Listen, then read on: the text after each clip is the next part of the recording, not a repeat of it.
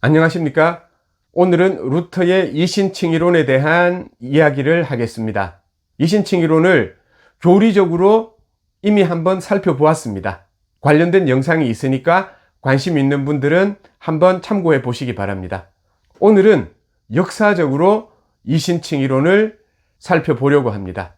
교리적으로 보는 것과 역사적으로 보는 것 사이에는 같은 점도 많지만 다른 점들도 꽤 있습니다. 어떤 면에서는 역사적으로 이신칭 이론을 살펴보는 것이 우리가 이 사상을 이해하는데 더 많이 도움이 될 수도 있다고 생각을 합니다. 잘 한번 들어봐 주시기 바랍니다. 루터는 로마 가톨릭의 신부였습니다.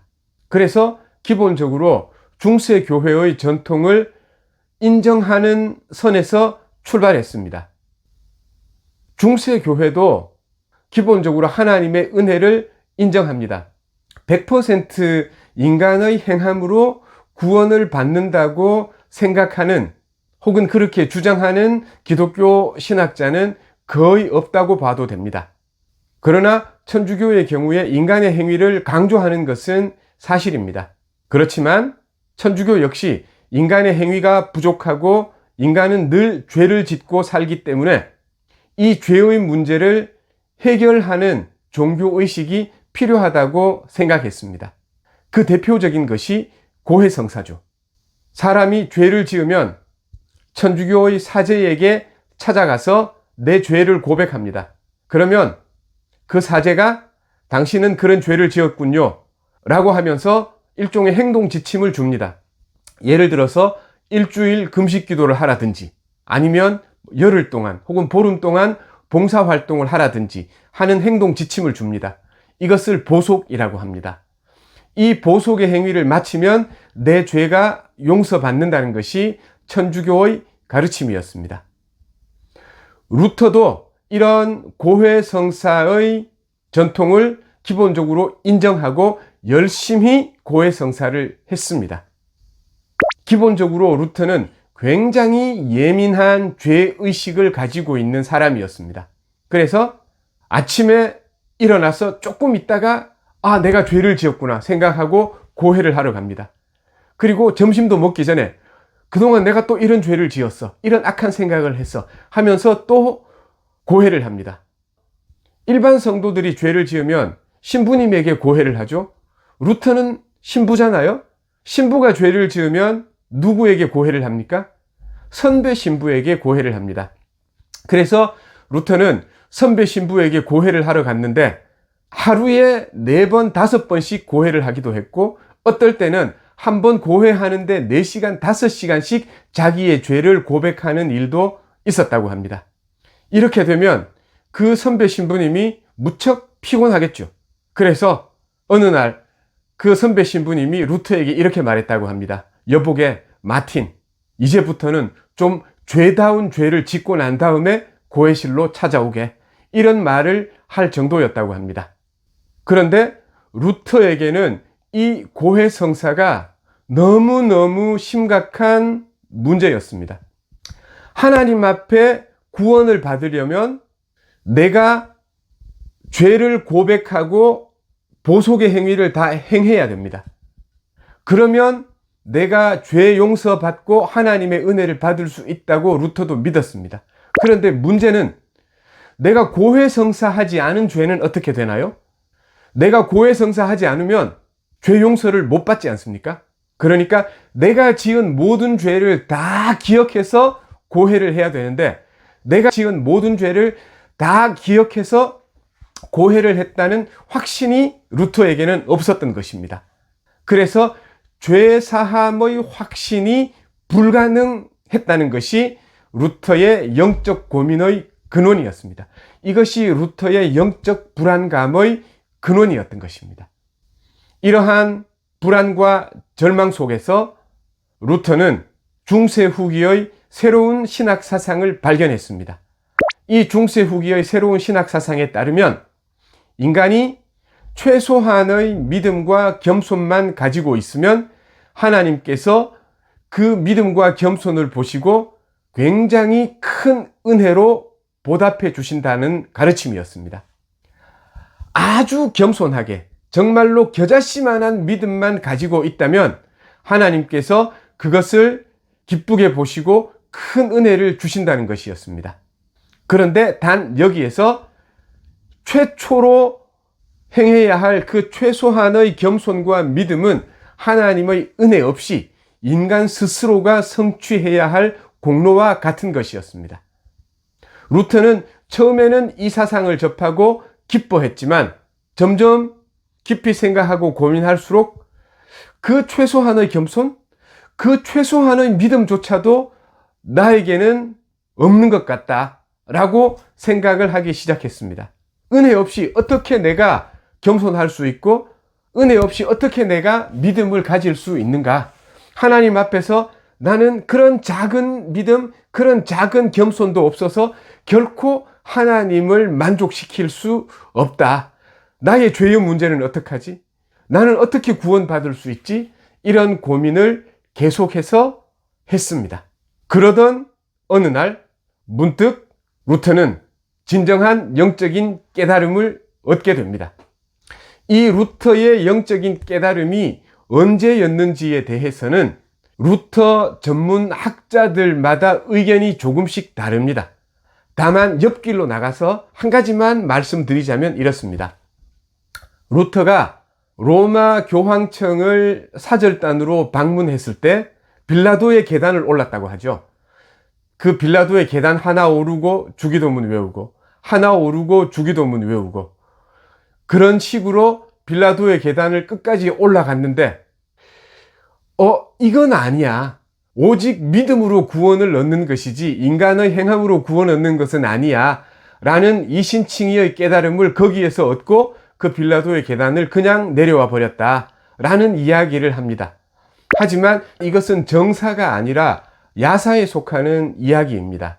왜냐하면 루터가 로마 교황청을 방문했을 때가 1510년이고 루터가 비텐베르크에서 종교개혁을 일으켰을 때가 1517년입니다. 약 6년의 차이가 있죠. 그러니까 그 6년 전에 이미 루터가 이신칭의의 깨달음을 얻었다라고 말할 수 있는 그런 근거가 매우 부족하기 때문입니다. 다시 우리의 이야기로 돌아오겠습니다.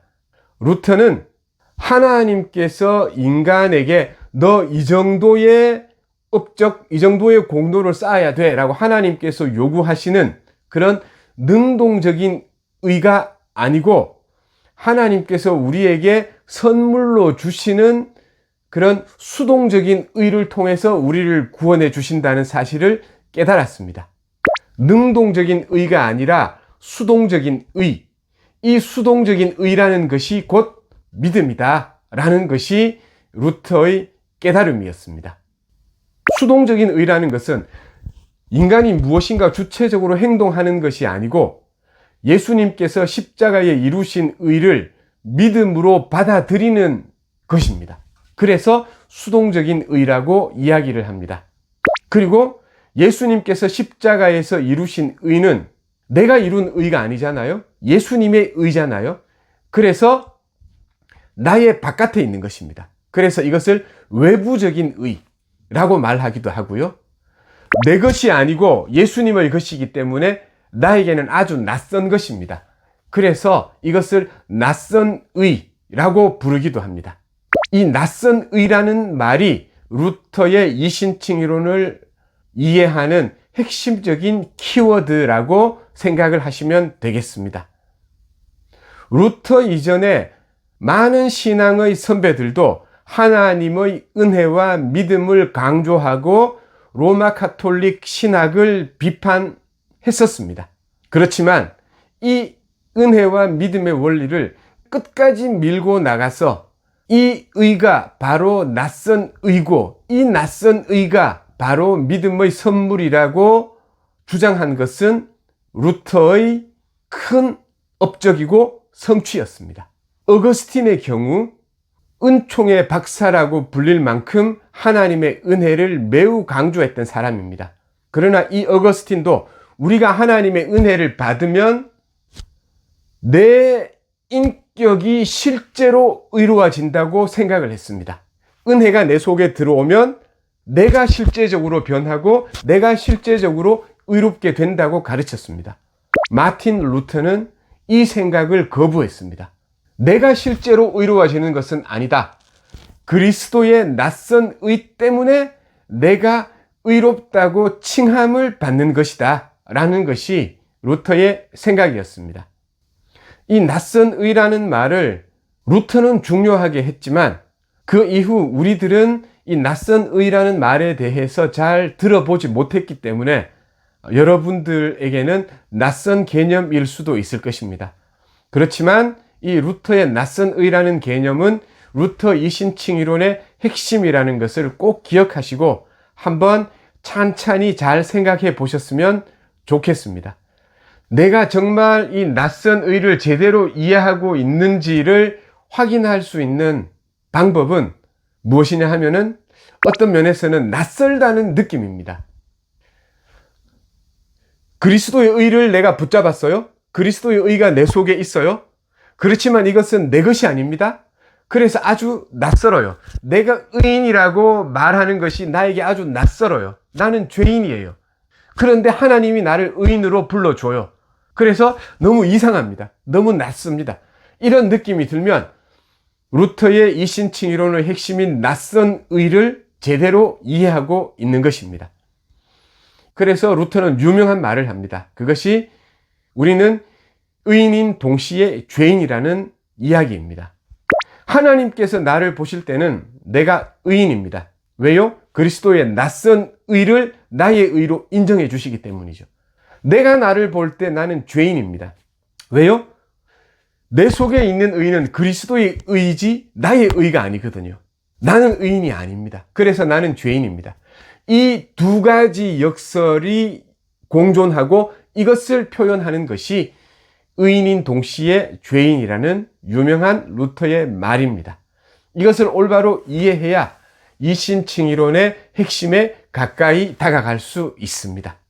루터는 로마서 1장 17절의 말씀을 보고 이 사실을 깨달았습니다. 로마서 1장 17절에 보면 하나님의 의라는 이야기가 나옵니다. 복음에는 하나님의 의가 나타나서 믿음으로 믿음에 이르게 하나니 기록된 바 오직 의인은 믿음으로 말미암아 살리라 함과 같으니라 라고 이야기합니다. 복음에 하나님의 의가 나타났습니다. 이 하나님의 의는 너는 이만큼 의로워져야 해, 이만큼 공로를 쌓아야 해 라고 하나님께서 우리에게 요구하시는 능동적인 의가 아닙니다.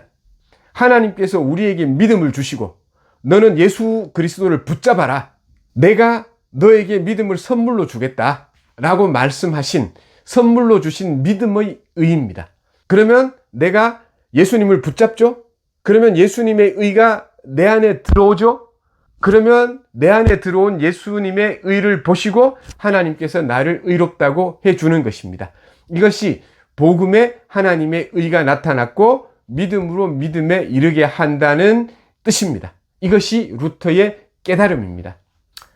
그래서 루터의 이신칭의론은 그리스도의 낯선 의를 붙잡는 믿음으로 내가 의롭다 함을 받는다 라는 것이 그 핵심 내용입니다.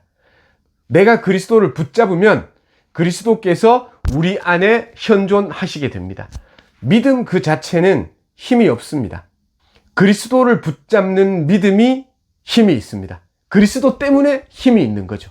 그리스도 때문에 구원받는 거죠.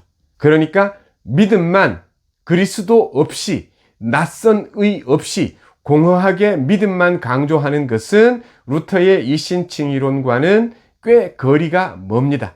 믿으세요? 무조건 믿으면 됩니다. 라는 것은 루터의 이신칭의론이 아닙니다. 아무튼 이 루터의 이신칭의론 그리스도의 낯선 의를 붙잡는 믿음을 가지고 난 그 다음 단계는 무엇입니까? 그 다음 단계는 이것입니다. 그리스도의 낯선 의와 내 속에 있는 나 자신의 고유한 의가 신비한 방식으로 하나로 연합되기 시작한다는 것입니다. 여기가 성화의 자리입니다. 그리스도의 낯선 의와 나 자신의 고유한 의가 신비한 방식으로 연합되면 나의 의가 생기기 시작하고 성화의 삶이 시작되고 죄와의 투쟁이 시작되고 순종의 훈련이 시작되는 것입니다. 이 부분에 대해서는 다음번 영상에서 좀 더 자세히 다루도록 하겠습니다. 간단하게 한번 복습을 해보겠습니다. 루터는 예민한 죄의식을 가지고 있었습니다. 아무리 고해성사를 해도 고해성사 하지 않은 죄는 용서받을 수 없고 구원받을 수 없다는 것을 깨달았습니다. 끊임없이 고민하다가 내가 고해성사를 한다고 해서 내 모든 죄가 용서받는 것이 아니고 오히려 그리스도의 십자가의 의를 붙잡는 이 믿음이 나를 구원하는 것이구나. 그리스도의 이 십자가의 의를 붙잡으면 그 그리스도의 의가 내 것이 되는 것이구나. 하지만 이 그리스도의 의는 나에겐 낯선 것이기 때문에, 내 것이 아니기 때문에 나에겐 낯설고, 그래서 낯선 의구나. 이 낯선 의를 붙잡는 믿음이 나를 구원하는 믿음이구나. 이 그리스도의 낯선 의를 붙잡는 믿음을 하나님께서 나에게 선물로 주시는구나. 그런 깨달음을 얻었습니다. 여기에서 루터의 이신칭의론이 성립하는 것입니다. 그리고 이 낯선 의를 붙잡고 나면 그 다음에 그리스도의 낯선 의가 나 자신의 고유한 의와 연합되어서 매우 신비하고 형언할 수 없는 방식으로 내 안에서 거룩이 생겨나기 시작합니다. 성화의 삶이 시작되고 거룩을 위한 영적 전투가 일어나기 시작하는 것입니다. 거룩하게 살아가는 그런 근거가 마련되는 것입니다. 이런 방식으로 이신칭의론이 확실해지면 기독교 윤리의 토대는 더욱더 탄탄해지고 단단해지게 됩니다. 오늘은 여기까지입니다.